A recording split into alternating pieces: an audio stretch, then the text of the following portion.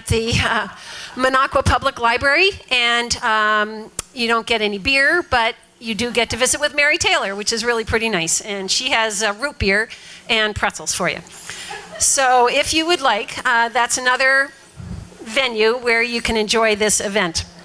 And also you can bring any of your friends and kids that are under 21. So our next event, let me just tell you a little bit about that, will be November 6th. I can't believe it's going to be November next month. Our speakers are two professors from University of Wisconsin-Madison, Don Waller and Tim Van Deelen, and they're going to be talking about the science of deer management. One of them is a botanist and one of them is a wildlife ecologist. So that should be pretty interesting, learning about deer from two different perspectives. But tonight we are very privileged to have Professor Paul Robbins talking about innovations in conservation. Paul Robbins describes himself as a recovering archaeologist. He began his interest in conservation issues while working with an archaeological team in India in 1988 as a UW-Madison student. But he found he was more interested in studying the living landscapes of people, wildlife, politics, and geography. And so he jumped from archaeology to conservation politics, and he continues to work in India, but he also works all over the US, including the Southwest US, Montana, and all the way to the suburbs of Ohio, which should be interesting. Paul says, "I'll go anywhere for a good puzzle." All right, so in keeping up with our tradition, we have a trivia question regarding Paul tonight. Paul has had many adventures working all over the world. And though he's gotten sick in many places, he's been lucky enough that he's had very few injuries. Once, however, Paul was in the desert area of India collecting old land records. These records were stored in an old medieval fort that was largely abandoned and being swallowed by sand dunes. All right, here's the question. While walking under one of the crumbling high walls, what fell on his head? A, a camel. B, a tiger. C, a goat. All right, who's for A? Nope, who's for B? Who thinks it was the goat? Oh, you're all right. He reports he suffered much more than the goat. The goat was fine, so don't worry about the goat. Just feel sorry for Paul. Okay, here is Paul Robbins. Please welcome. Thank you very, very much for having me. Thanks to the WAA Lakeland chapter for bringing me in. Thanks to Tom and the folks at Kemp. If you haven't had a chance to stay out at the Kemp Research Facility, I haven't either. It's amazing. It is a beautiful resource for science, and it is a great place to spend the night, right out at the lake. I do not want to go home. So my remarks tonight and my introduction, which will lead into questions, are about conservation in India, but you might wonder, what the heck has that got to do with Wisconsin? And I want to make a larger point, which is that there is a revolution going on in conservation and how conservation of wild things goes on in the world. While we still struggle to maintain wild places, which is very, very important through conservation efforts that protect national parks, for example, in both India and the United States, what we've learned is there's not enough land on the earth to save the species that we are worried about if we do it exclusively by closing off areas for national parks. That conservation has to happen in a certain sense everywhere. We need to think about how we live in cities, how we operate on our farms, in and around other species. And the innovations that are going on there are incredibly exciting because instead of them being about conservation versus people, they're increasingly about how you work with working people, landowners, private property owners, for their betterment and their economic good, while at the same time managing for species of concern, things that you're worried about. And let me just throw out a statistic to give you a sense of this. Between 1983 and 2003, the number of protected areas around the world tripled. Like that's actually IUCN recognized protected areas, places with fences around them where you save things like tigers. But the average size of one of these conservation areas is 1/2 what it was in the period prior. And that's because the low-hanging fruit has already been picked. There's only so many Yellowstones. Granted, there's parts of the Arctic that can be set aside, very large areas, and the Amazon. But most of the new conservation areas are small. They're places that have already been affected by human beings. They're places where people have lived in the past and have worked on the land. And they are places that are very close to urban centers. The world of conservation has fundamentally changed. And if we think only in terms of the traditional model, which is about setting aside large areas, sparing land, which is still important, without thinking about how to work with working people, conservation is not going to get done, and a lot of things. Well, we're going through the largest mass extinction in this species history. The history of our own species, we've never witnessed anything like the mass extinction that we're going through now. So if you're worried about species, you need to be worried about landowners. You need to be worried about livelihoods in rural areas. That's my point tonight, and it's a point that I think is relevant for Wisconsin as it is for India. So the case study that I just, by way of introductory remarks, talk about is in the southern part of India. It's the state of Karnataka. In southern India, where I've only worked for a few years, I've mostly worked in the northern part of that country. My partners are conservation biologists and essentially agricultural economists. And what we are examining is 3 questions. 1, is there biodiversity, species of concern, birds, reptiles, amphibians, mammals? Are there species in significant numbers on private land in the plantation landscapes of southern India? There's tens of thousands of hectares, thousands of square kilometers, in other words, of land under coffee cultivation, cultivation of rubber, cultivation of arecanut. There's a lot of these landscapes which are privately owned. They're producing commodities for an international market. You might be drinking coffee beans from India and not even know it. It's part of a global trade network. Are there species on these lands? Question 1. Difficult scientific question to answer, because to count amphibians, I don't have to do this, thank goodness. There are graduate students for this.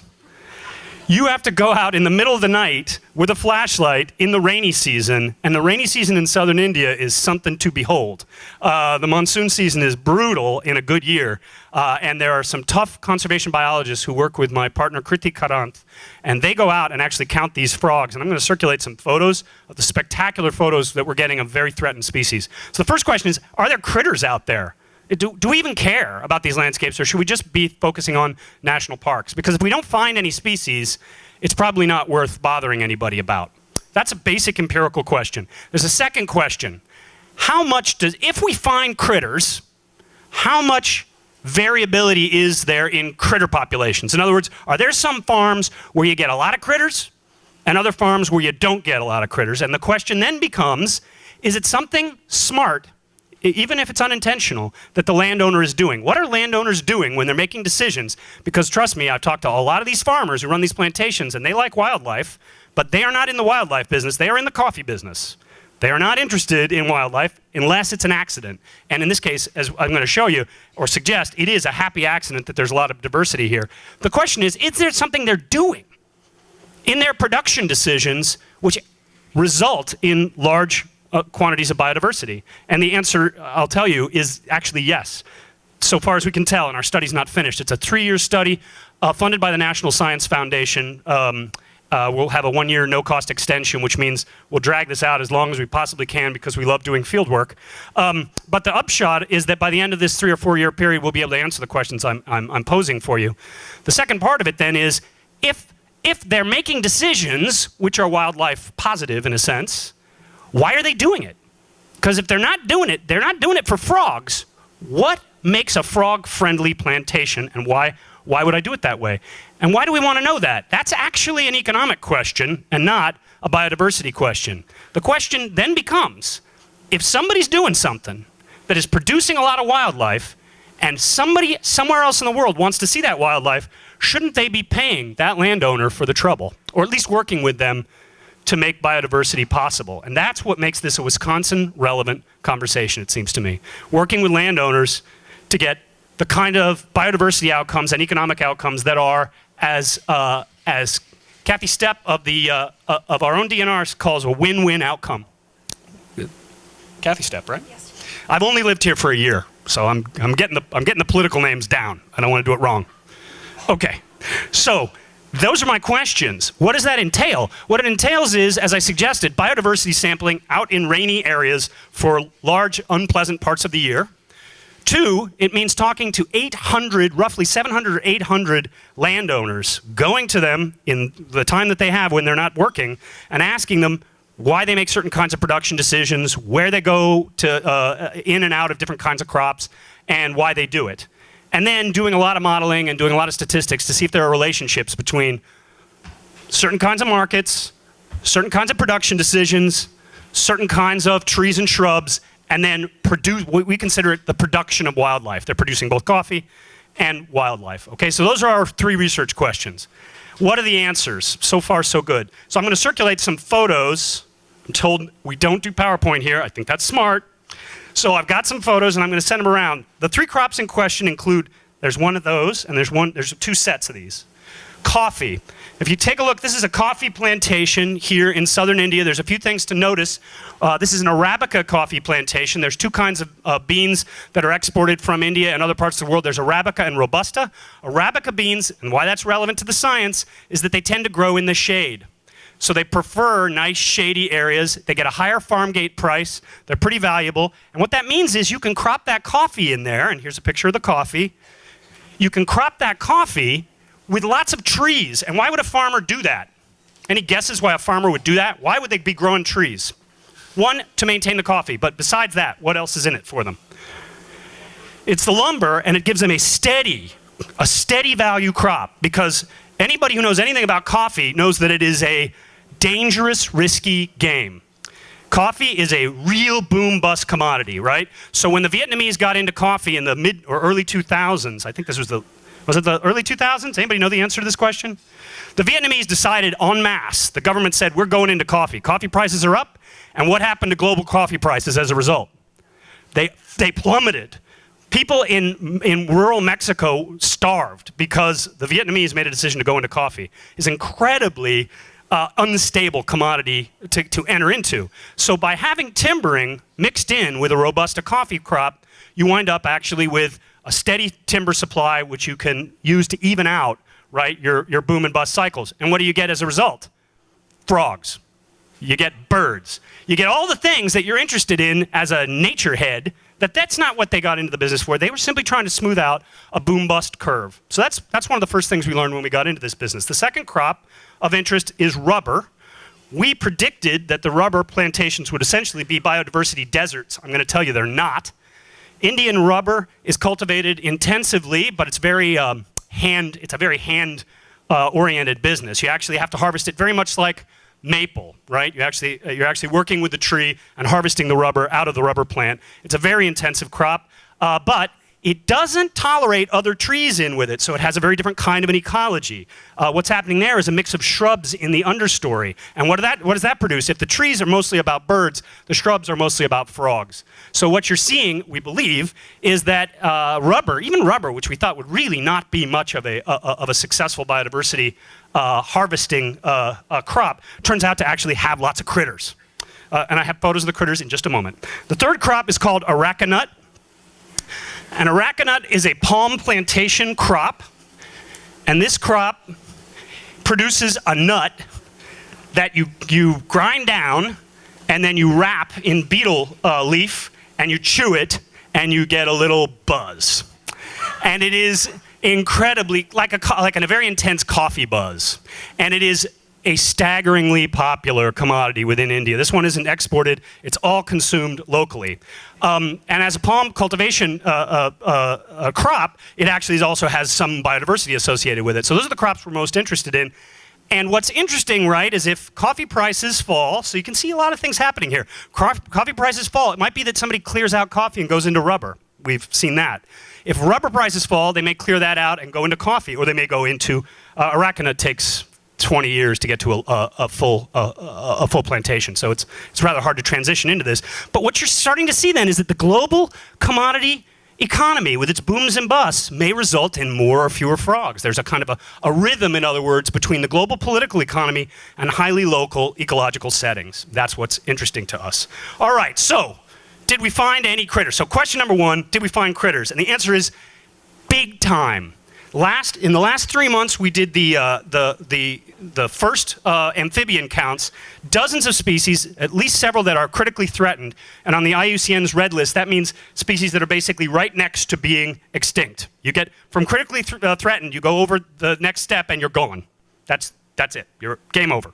So here are three. This is the smallest frog in India. These photos were taken by our research team. That's just the size of, smaller than a fingernail, actually. You can see the Latin names are on the back here. You see all kinds. You get leaping frogs, gliding frogs. That guy glides several meters. And this one was thought to have disappeared entirely and was only rediscovered in the year 2000. And we saw hundreds of these in small water bodies within plantations. So, and I didn't bring bird photos for those. Are there birders in the audience? Come to India. India is a birder's paradise.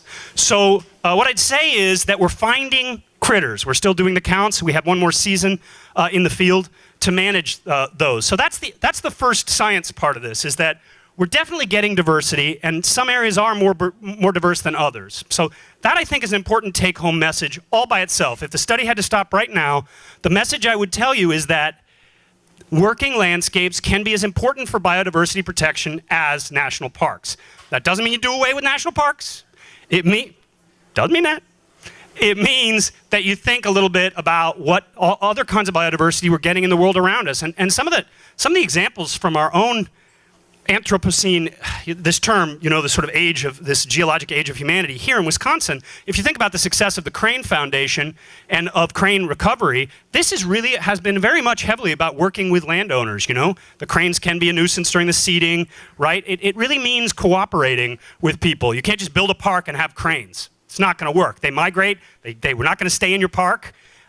That's what we have to think about. So that's the first take home. Second question then, which we haven't fully answered, is it something people are doing that gives them wildlife? And the answer to that question is, it looks like it. Our guess is, and our strongest hypothesis, is really about the intensity of cultivation, in particular, how much they're using in the way of pesticides, particularly for the amphibian populations. But if you don't use pesticides, what do you use? You could use bugs. That's a good point. You could use a bio-based system.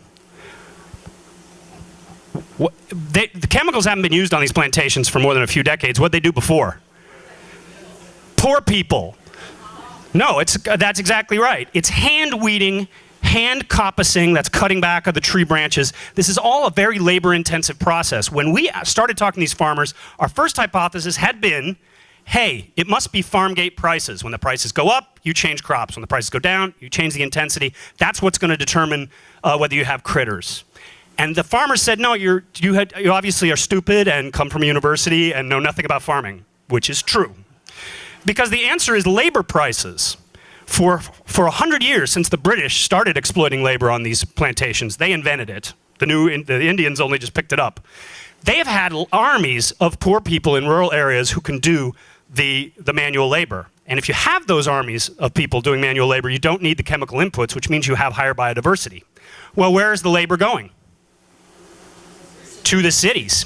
And the fertility rate in Karnataka has fallen from 8 children per family to something on the order of 2. In other words, population growth is stopping in India. Rural areas are not particularly crowded in parts of Karnataka, and villages are emptying out. Are they getting better wages in the city? Somewhat better wages, but the cost of living is much higher. So why do you think they're moving to the city if the wages aren't that much better? Any guesses? Television. Talk to anybody. They get better TV in the city. They get TV at all. Cell phones. Cell phones go everywhere, actually, in Karnataka. You can get a cell phone in the middle of these plantations. I could call my wife. I mean, it's that's a hop skip that India did that's incredible. There's almost no place that's off the wireless grid in any part of India. But it is true that there's very little some of these places are not well electrified, or it's spotty. They don't have refrigerators. They don't have good health clinics. In other words, and this is the second punchline, if you want some people on the land, they want better schools for their kids. They want better rural utilities. They want better conditions. It isn't that they mind picking coffee. They're a little concerned about having their kids pick coffee. In other words, there is still a way to maintain people on the land, or to work with the landowner to come up with a cultivation technique that might mix chemicals and human labor or some other kinds of technologies. It's a pretty labor-intensive system. So my second punchline is this. If biodiversity is being maintained on some agricultural lands, and if those lands have particular kinds of cropping, then working with the farmer to get that kind of cropping means thinking about their bottom line, but also about the aspirations of poor people. So now, suddenly, we started with conservation biology, and we're going to wind up basically with a question about rural poverty. And that is the nature of interdisciplinary science, that it's very hard not to, once you start pulling on these cords, to start pulling loose other kinds of questions. So that summarizes the research that we're doing. And I just close by saying, am I okay on time? Got a couple more minutes? I would say two things further, which I think this suggests for me. It suggests a lot of things about Wisconsin. It seems to me that there's lots of landscapes out in northern Wisconsin which are biodiversity rich.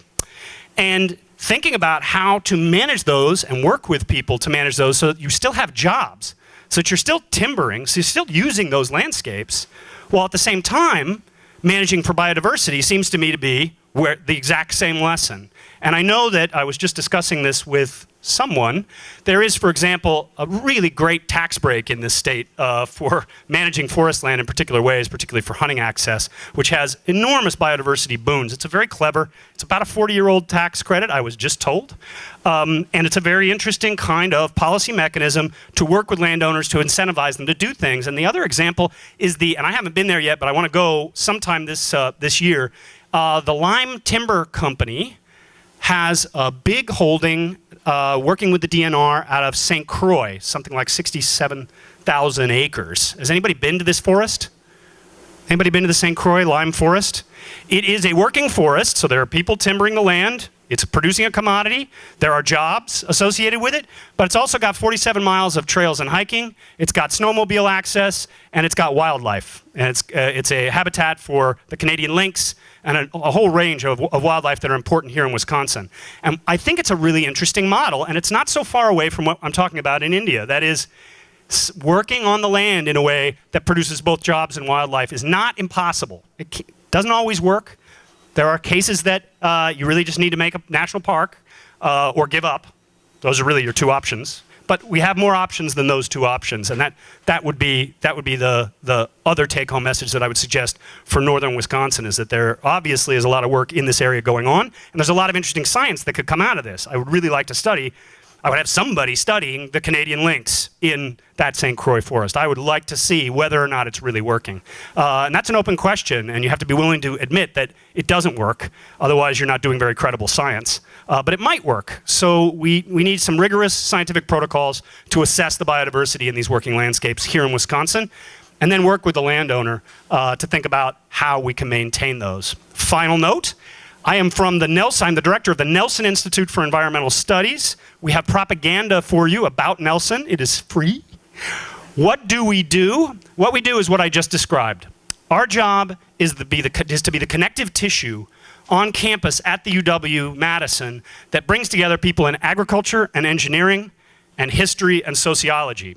So our job is to work with faculty and students all over campus to produce interdisciplinary research and teaching experiences. My best example of this is our undergraduate major. It's 2 years old. It's got 800 students. There's 800 undergraduate students in the program. It's really big. They study environmental studies, but what's the catch? They can't major in environmental studies unless they have another major first. So they're studying engineering and environmental studies, history and environmental studies, dance and environmental studies. Really interesting. So if you get in the classroom with these students, they are just the most interesting, most dedicated bunch, and engineers are meeting dance students. That seems to me to be, in an educational model, precisely what we've tried to do with our research in India, where conservation biologists start thinking about things like rural electrification and not just thinking about frogs. And people who are interested in farm economies are forced not just to think about farm economies, but to think about all the biodiversity that are tied up with them. So that is what I think I wanted to say. and I would take questions, I guess, at this point. Is that all right? Yes. Thank you.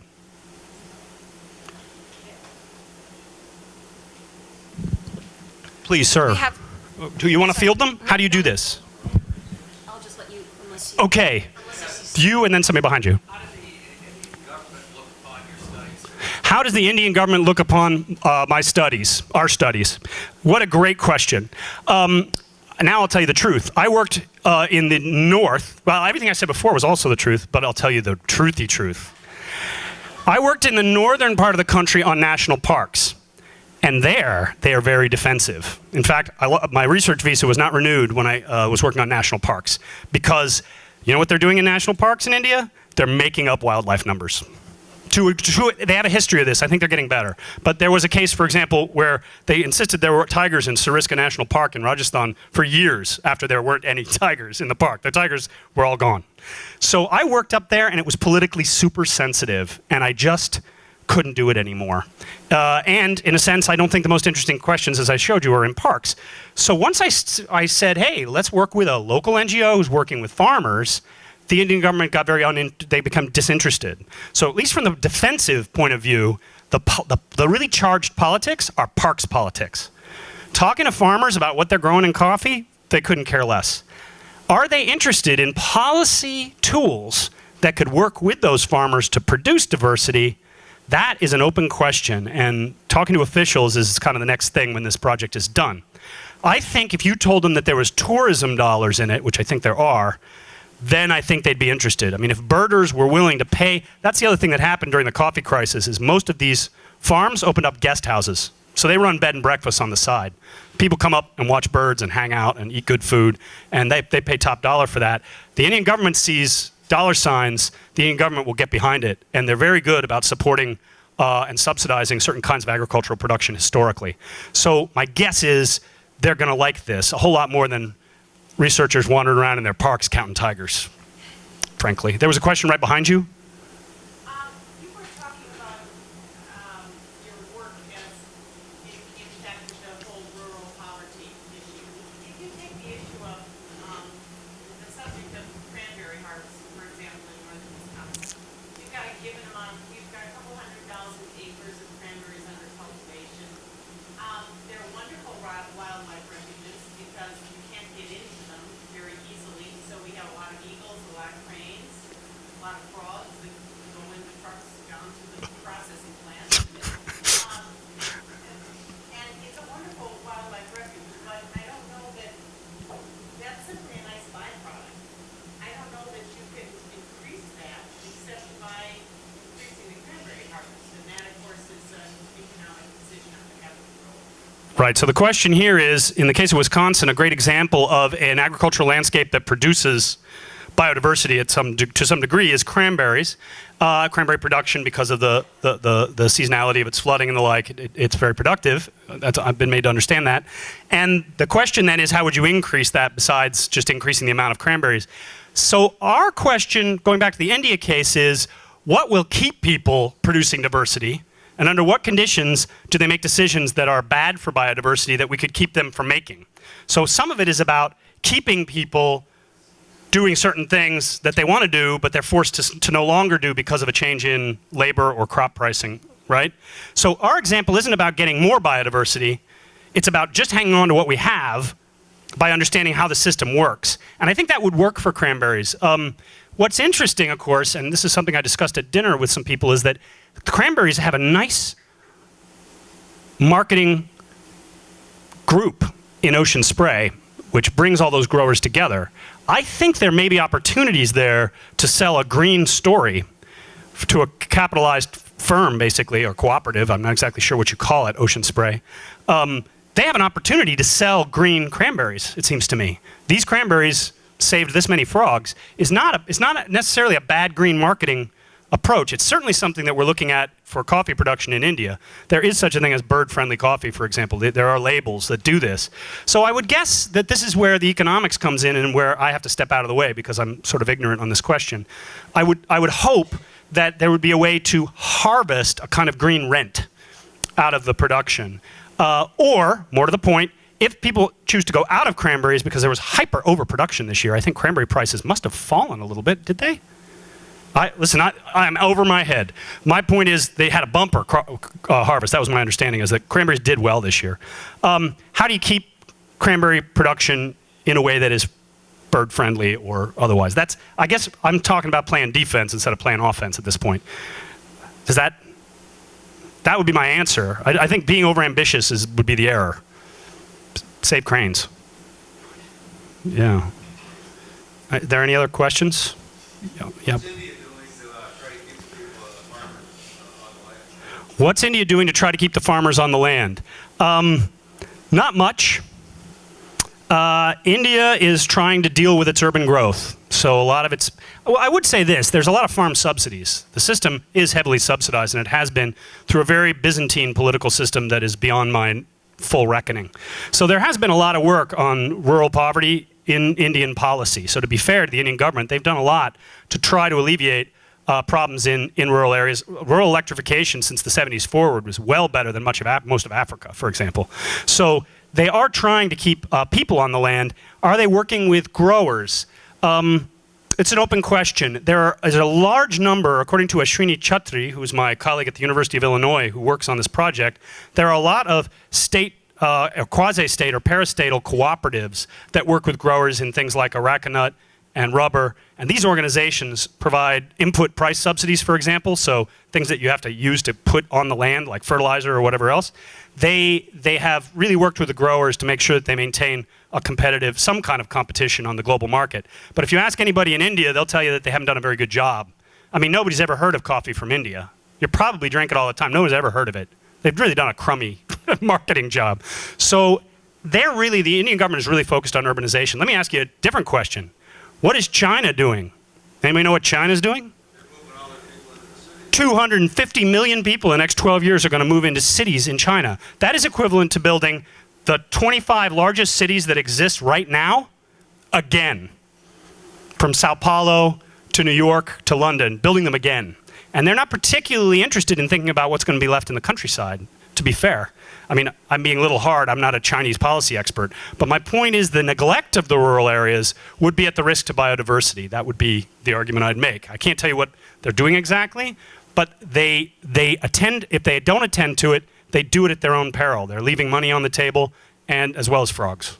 China's doing that to try to replicate our economy, where you have a consumer economy, move all the people into the city. All 250 million of those people become working middle class, and they buy their own stuff instead of selling all that stuff to Americans who have run out of money to buy stuff. But that is for another talk by a different expert. Before I go on saying something stupid about China, because I don't know anything about it, my point would be that urbanization as a global phenomenon has really tied up government resources and attention for a good reason. People are moving to the city. But what then happens in the rural areas is a point of neglect. And I think that that's very much a similar story in Wisconsin. I think that we need to focus as much on our urban areas. I always argue for a focus on urban ecology. But I would also make the counter argument that keeping people, young people in rural areas with livelihoods and jobs is probably a pretty good idea. So it's not a problem unique to India. Sir?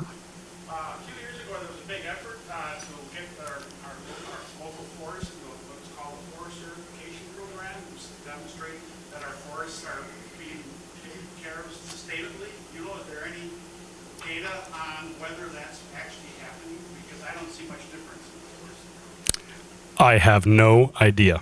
So, and that's just my dead honest answer, but I can tell you that in 24 hours I could have your answer. I've got 24 hours. I got an institute. I can put people to work. But I would say that that certification is a double-edged sword. It's very complicated. I've had graduate students working on certification, not in Wisconsin, but in places like Malaysia.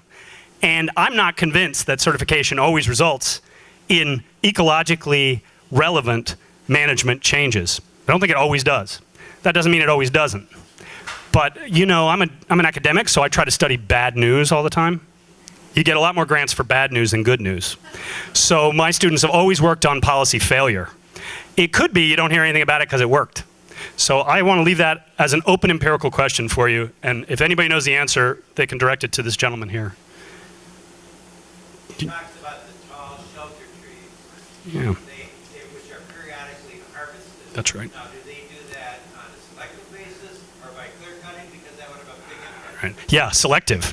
So they don't have an even age stand. It's really interesting as a forestry problem. They're really smart. They really have spread out. They're making density decisions with the tree species and diversity decisions.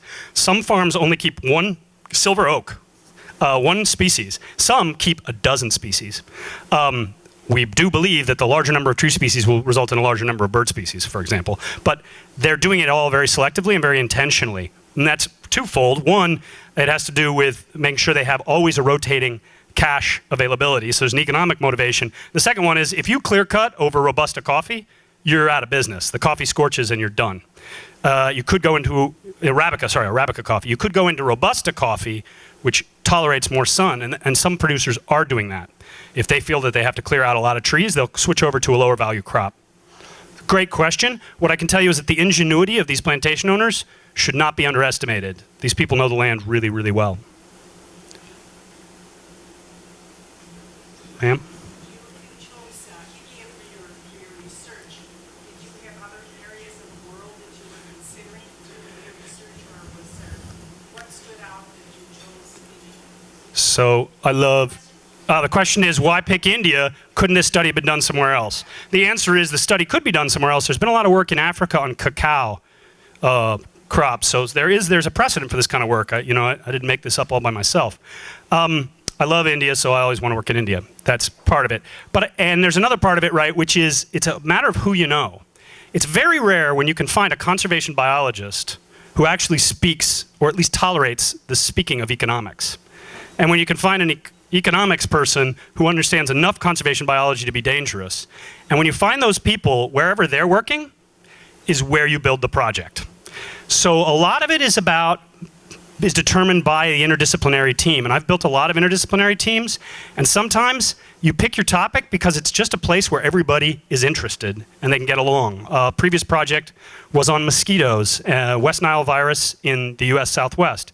Why did we study mosquitoes? Because it was a place where climatologists could get with health experts, could get with entomologists, who could get with satellite image analysis people who look at the habitat that produce mosquitoes. And it just happened to be the sweet spot is mosquitoes, and it's an important problem because West Nile virus kills people.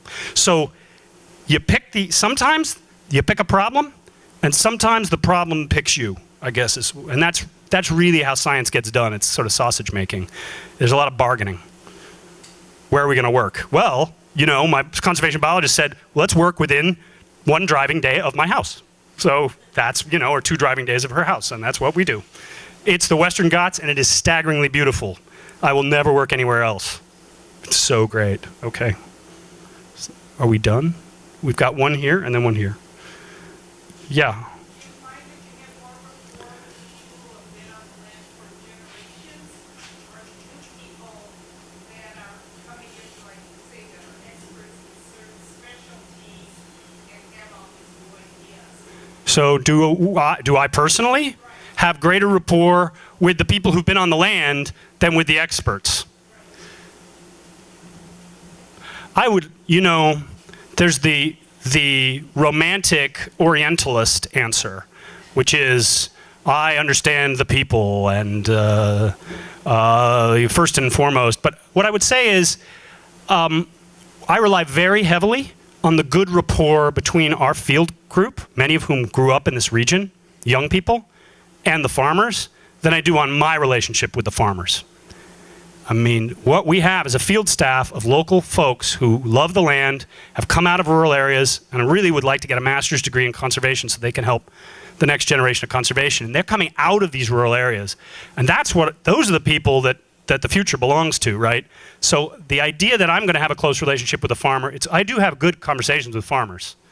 They love to talk about their problems. Farmers love to talk about the weather and prices. I mean, I try not to take too much of their time because they're busy people, but once you get them going, I don't know, anybody here for a farmer? Okay, so They will talk, and in that sense, we do have a good rapport. My problem there in the South is I've only worked there for a couple of years. The language that I learned for many, many years that I speak in the North, Hindustani and Marwari, is useless in Karnataka. I can't. So the interviews are all done by other people. So I'll be dead. So my dead honest answer is I don't think I'll ever have the kind of rapport with those folks that I do with my colleagues, but the next generation of students will. And I think that's the key to the future of conservation. Is somebody has to really understand the logic of the local farmer in a way that I probably never will as a foreigner. You are correct. So these are people who are coming out of, many of them out of rural areas, some of them out of urban areas in Bangalore. Finding good field staff in India is very hard. The first and best thing you can do as a young person in India is become an engineer. That is just how it is culturally right now. If you get a degree, you need to become an engineer. And anything less than, or a doctor. Anything less than that, a scientist, is not considered as valuable for many people's families, quite frankly. So getting people who are really excited about field science is something we're really working on. We're trying to develop that excitement about field science in India relative to engineering, which is where the money is.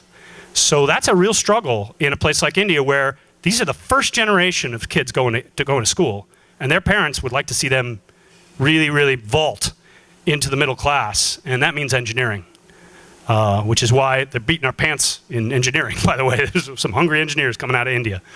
Anyway, does that help? And there's one here. I'd like to go back to the 3 different crops Yeah. you were talking about, and I might have missed this when I was looking at the picture.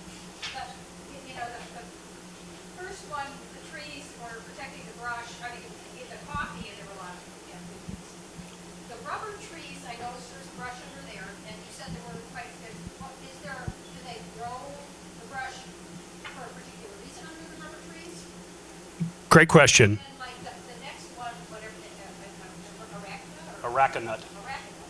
I didn't catch that one at all. Yeah. So I guess I want closure on it. You want closure. So the question is, what are the really the agroecologies of the 3 crops, and how does that intersect with the wildlife? And I should say that you've basically asked our first research question that we haven't answered. So we don't really have comparative statistics yet on what is being produced in what kinds of conditions and how the crops compare. But our best hypotheses, and based on what literature we have, is that we're going to do very well in avian species diversity in coffee because of this diverse tree effect. We're not sure about the amphibians. In rubber, you can have an understory of other plants, and you can have vines like pepper, which grows as a vine. It's very valuable.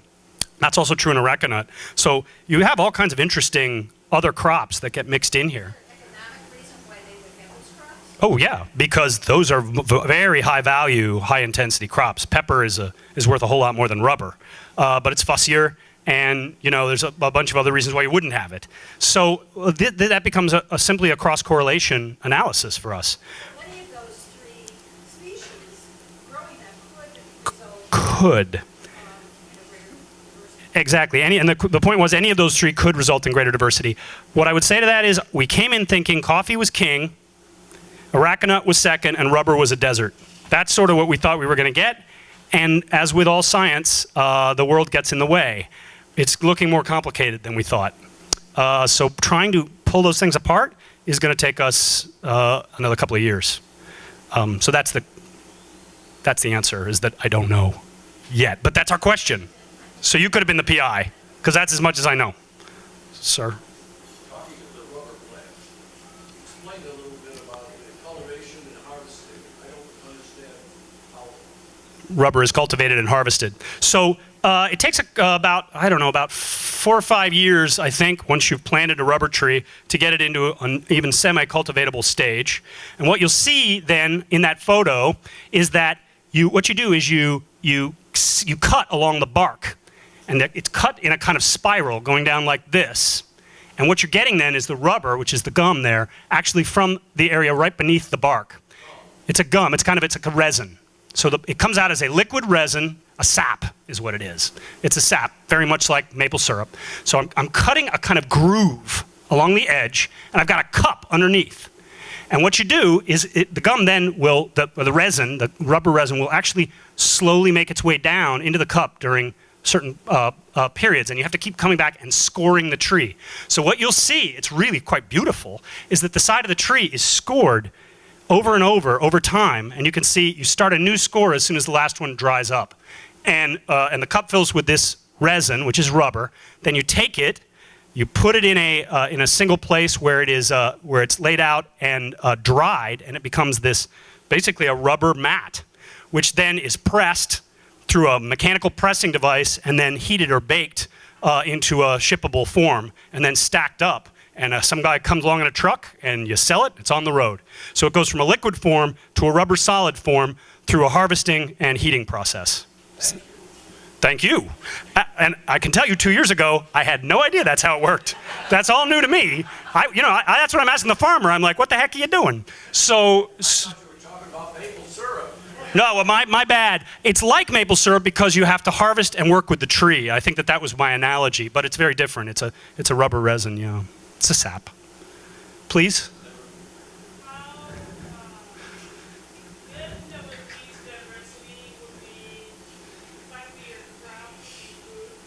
Yeah. And I guess what I was wondering is how much that contributes to the diversity that you see. Yeah, that's a great question. The question was, so the last question was, how do you make rubber? This question is, to what degree are these crops food crops for the species in question, such that they would attract the diversity? And the answer is, in these cases, they're fairly low. The crops themselves are fairly low value as forage for most of these species. Although, you want a really interesting story? Okay. There's a civet that eats coffee beans, right? And then, yes, stick with me, and then poos them, and then that is the highest grade coffee.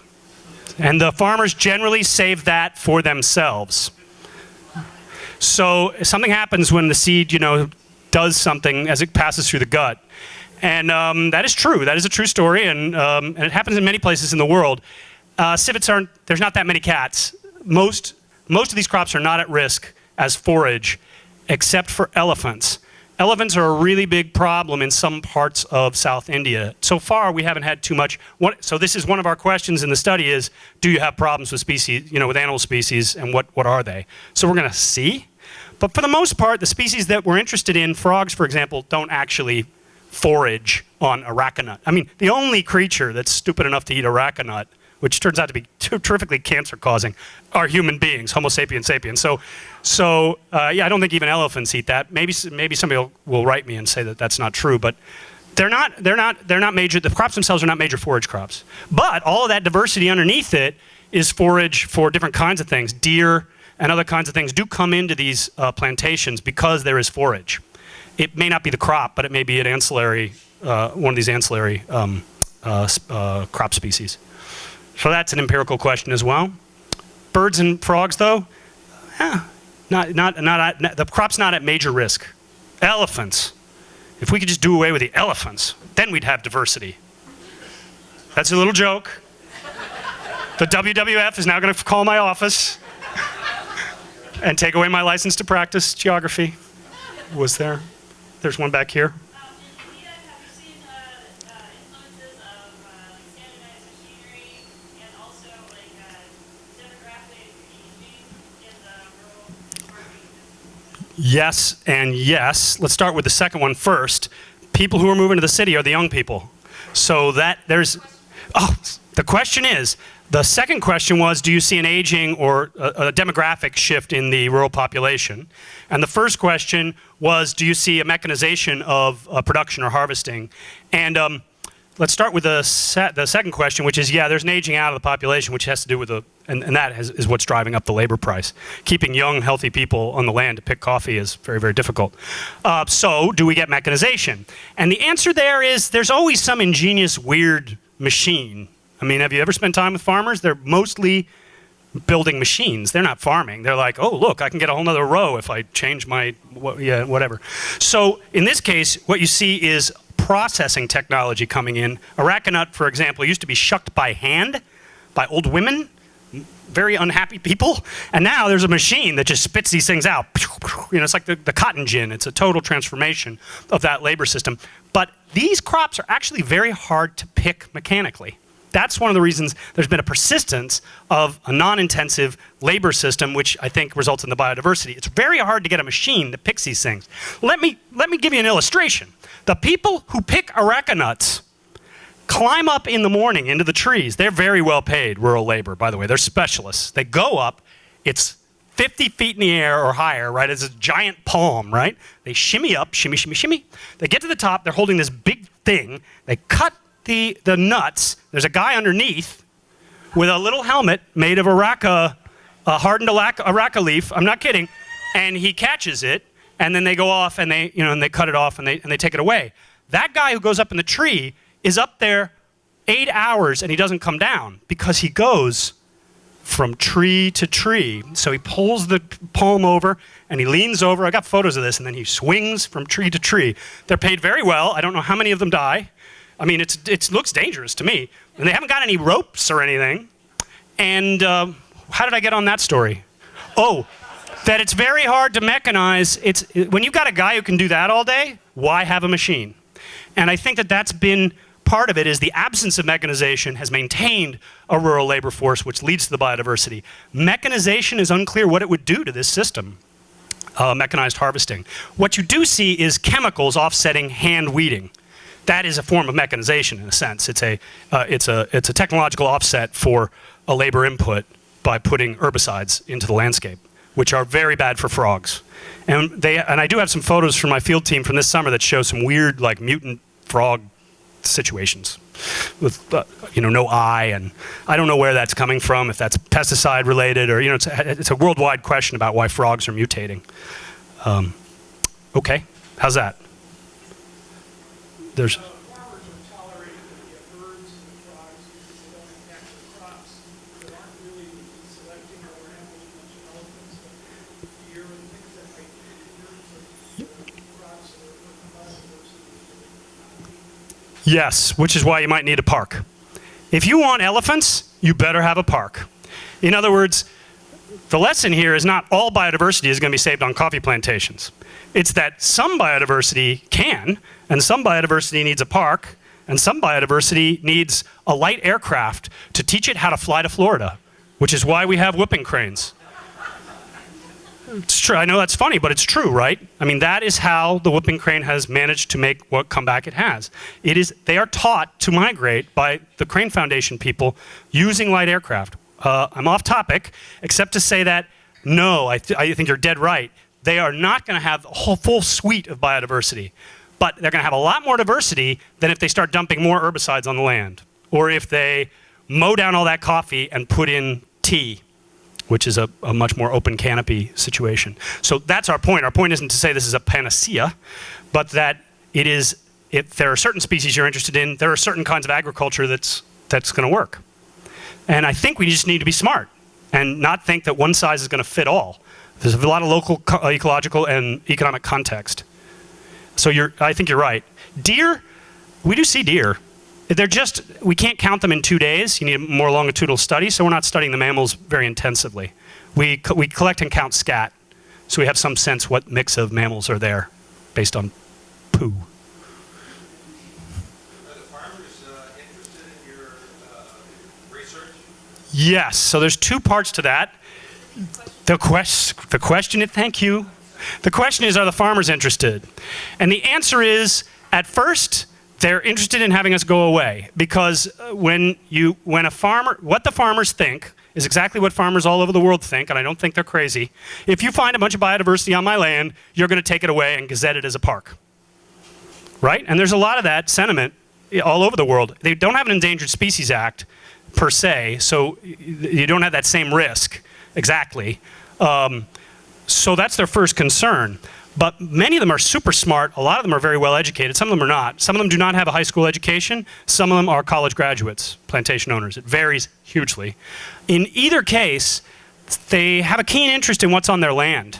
And once they realize that you're here not to take away their land, but to actually maybe find value, that it's money left on the table, that there might be something in it for them, they start getting really interested. And since many of them run a bed and breakfast, which I mentioned to some gentleman over here, the idea that they would have a list of tree species that their guests can go see, they love that. Watch out for these birds. what we'd like to do, in other words, is produce field manuals for these folks to use with their guests. This is one ancillary benefit of the research, in theory. And then they could hand those out and make a little extra money. Many of them actually do take extra money on the side as guides because they are not at all ignorant of the ecosystem themselves. Their biggest concern is about land tenure. Will we take away their right to control the land? And once they realize that I can't even control my own budget, let alone their land, they get very relaxed. Once they realize I'm merely a powerless academic, it really helps. But they do have that little concern, and I'm sure that's familiar from the Wisconsin context. And I think that's, you can't dismiss that. You've got to really treat that respectfully. You have to really reassure people that you're not going to change their land tenure situation unless they want to sell development rights. If TNC comes along and offers somebody a really good deal, the Nature Conservancy, there are a lot of people who are very happy to arrest their development rights for 99 years in a lease with TNC. Here in the state of Wisconsin, it happens all the time. If that was possible in India, it would be revolutionary, and farmers would see a good deal in it.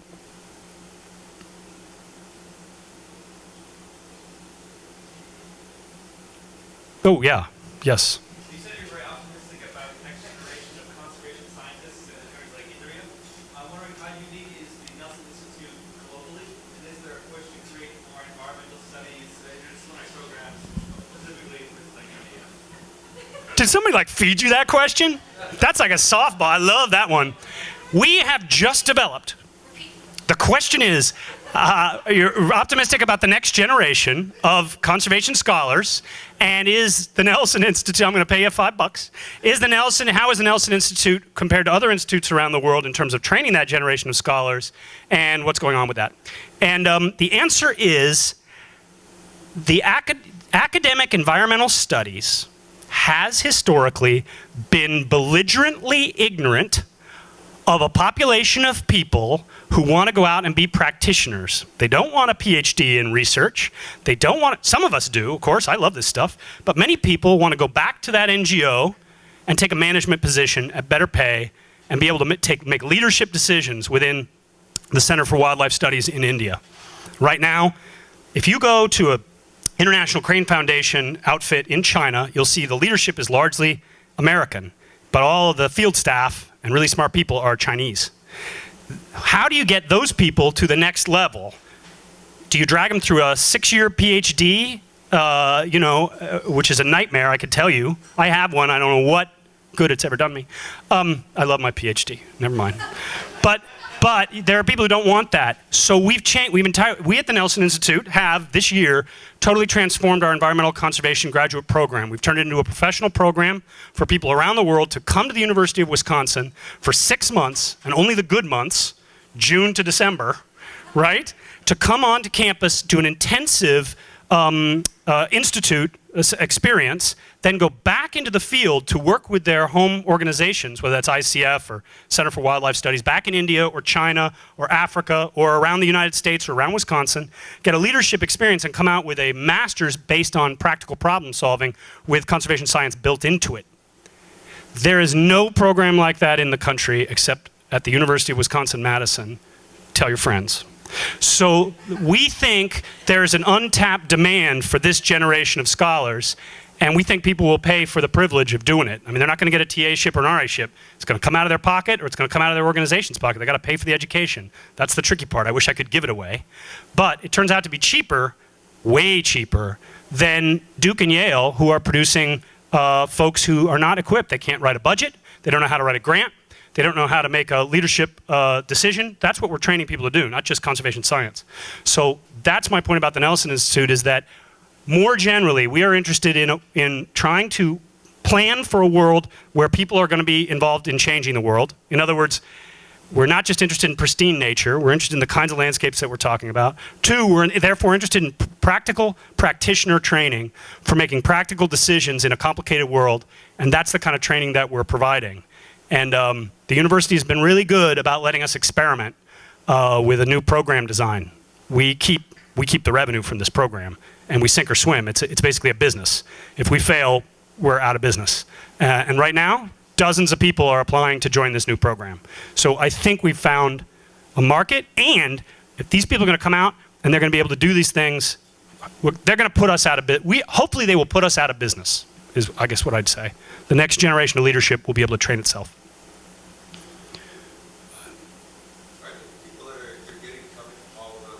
Are the people that we're getting in the program coming from all over the world? The answer is yes. We've got in the cohort that's applied, we have people from India, China, Southeast Asia, Bhutan, I think, one of the program, and then a lot of people from Wisconsin. So it's not just international, but it's a very global program. Our biggest problem, as it turns out, is where we're going to house these people. It's very hard to find a 6-month lease in Madison. Who would think that that was going to be the problem? But these are the kinds of things that come up with that you don't think about. So yeah, they're coming from around the world. So in Wisconsin, where most farms are succeeding in diverse economic market on monoculture crops, what is the attraction for them to diversify their crop and encourage biodiversity? Right. The question is, in Wisconsin, where basically you have a very modern, intensive monocultural cropping system, very unlike the cropping systems that I'm describing here in India, what would their incentive be to go to something else that would be more biodiverse? And my answer to that is none. What we've done in this project, there's a secret answer that comes at the end. But the first answer is, don't tell people to do something new. Survey the state of Wisconsin and find the biodiversity where it already is. And then, playing defense, try to keep those practices in place. See what it's going to take to help keep those practices in place. It comes back to the cranberry question. Find where the biodiversity is, and then work with the landowner to maintain the biodiversity instead of starting from the assumption that everybody's doing everything wrong and telling them what to do. So that's one. So the answer is they've got no incentive, don't worry about it. On the other hand, I have talked to potato growers here in the sort of Central Sands region, as just part of a tour that I did, working with some emeriti faculty from Nelson who know them pretty well. And they have done some interesting things at field edges. They've done some things in the corners of Central Pivot that can actually cultivate a little bit of biodiversity. And there might be some incentive in it if they could achieve rents for natural food. The problem is it's too complicated to buy natural food. People understand organics and not organics, and it took them 30 years to figure that out. Buyers are confused very much by labels, and so I don't think that that's the way we're going to get to them. I think there may be some other kinds of incentives that we can work with landowners to maintain biodiversity. But the first answer is really the important answer. If you're right about cranberries, let's go out and count those birds, and let's work with the growers to make sure they can maintain them. That would be play defense first, because remember, we're going through a global mass extinction crisis. Species are disappearing.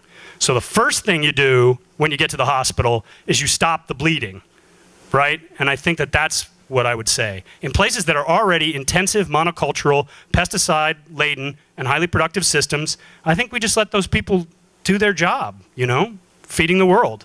But then work with them at the edges around things that might be done to improve efficiencies or production. I really love the biodigester revolution in dairy in this country, in this state. Dozens of biodigesters that are managing the manure flow off of sometimes very intensive, almost CAFO dairies, making pretty clean green outfits out of them. If you consider one of the biggest hazards, right, historically, is blowouts from big ponds of poo. We've done a lot of good in this state. That's what I've learned in the year that I've been here. So there are innovations that can happen at the intensive end, and I say that that's great. But first, let's find the birds. Find the birds. Yeah? Is the which problem?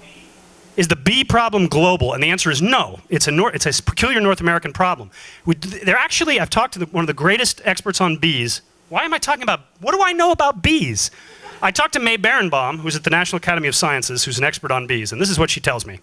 We don't have a bee problem in this country, because every time they die, we import them from Australia. We buy millions and millions of bees from Australia every year because of colony collapse disorder, which tells me that they're not having a bee problem in Australia. So that's as far as I know. Are colonies collapsing elsewhere? Probably, but obviously not enough to wipe out the bee import market from Australia. How would I even know the answer to that question? Because I've talked, but it's a great question. So what I would say is, I throw that open to my brothers and sisters at Madison who actually know about bees. They may come back in here and say, don't listen to Paul Robbins, he's a moron, he doesn't know about bees, they're dying all over the world. But if they're dying all over the world, how are we getting so many from Australia? I think we have a unique North American problem. I would put it this way. If they're dying all over the world, they're probably dying for different reasons. The North American apiary culture is its own specific system. What a weird, it's an excellent question, sir, but I am so ignorant, I'm sorry. But that's my answer. Go to Australia, you will find bees. What about Bengal tigers being raised in South Africa? Bengal tigers being, a tiger in Africa. The question is, what about Bengal tigers being raised in Africa? And that's much closer to my line of country. The idea that you could raise species outside of their natural territory is anathema to certain kinds of conservation scientists and practitioners. And those people are very impractical. Climates are shifting all over. In fact, what we're going to be deciding in the next 50 years is which species to move to keep in front of climate shifts. So Bengal tigers in Africa, if you can get them to live there, fine. You want to put elephants in South Dakota? I mean, who am I to tell you not to do it? Hey, you know, my problem would be, I guess, are you working with the landowners, right? And that's a joke, but it's true. So if you look, there's a place in the Netherlands called, I think, Oostverplaatsen, something, I don't know what it is. It's a Dutch name, so I can't pronounce it. What it is it's an artificial Pleistocene wilderness. On a large area, they have reintroduced all kinds of indigenous species, but what's missing is the aurochs.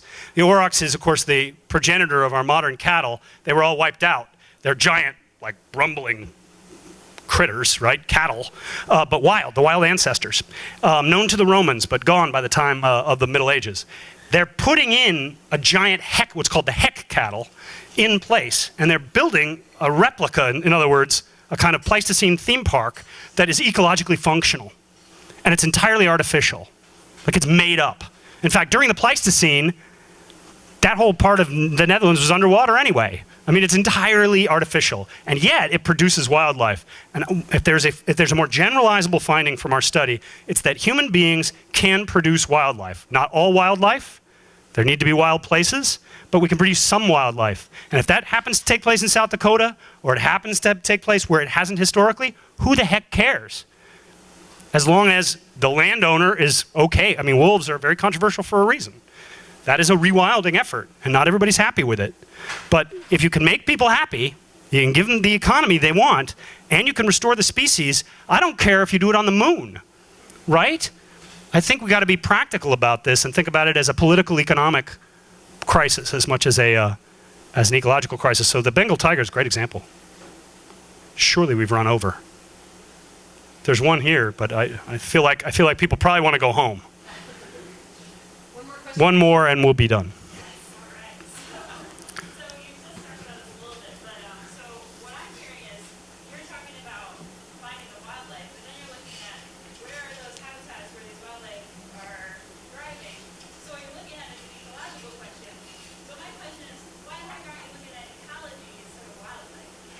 Well, we are. We're looking at.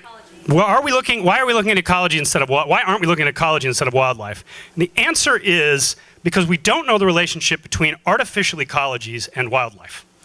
We know a lot about natural ecosystems and the wildlife that they're associated with, but let's face it, nature in that sense, except in wilderness areas, is done. A coffee plantation obeys its own ecology. So our question is exactly to go backwards and ask, what is the ecology of coffee that produces birds? And that is a question of interspecific relationships between plant species and animal species. So we are looking at ecology, but we are coming at it from the point of view of conservation biology. We are starting from the species. Because we could go out and just study all the ecosystems, but I think it's much more efficient to start where we've got the species that we're interested in. Now the question becomes, can you reproduce the ecological functions that are being served by coffee somewhere else? And the answer is, maybe in other coffee plantations. That would be about as ambitious as I'd want to be right now. If you could do that, you'd be way past where we are now. And the bias of conservation biologists and ecologists, who I work with, and I am neither, is that they need to find natural systems so that they understand nature. And I am telling you that there's no such thing as a natural system. So let's study the ecologies of cities and of ultralight aircraft, right? Those are the ecologies of the future. So let's just live with it. So we are interested in ecology. Okay, I'm done. Thank you. Thank you very much, Paul, of the Nelson Institute.